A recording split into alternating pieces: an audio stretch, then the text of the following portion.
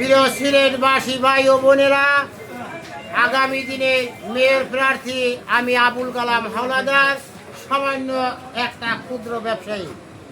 আপনাদের সাহায্য সহানুভূতি থাকলে আমি আগামী দিনের মেয়র প্রার্থী হতে যাচ্ছি।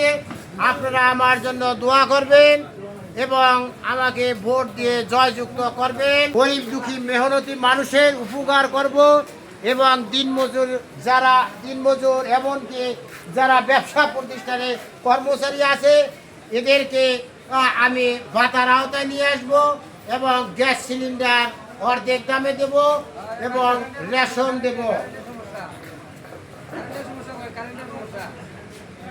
হ্যাঁ, এক ভাই বলল কারেন্টের সমস্যা।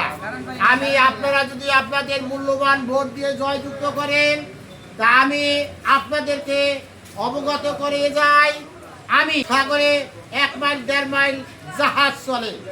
এই জাহাজে প্রয়োজন হইলে জাহাজের ইঞ্জিনিয়ারে এই সিলেট শহরে জেনারেটরের ব্যবস্থা করব।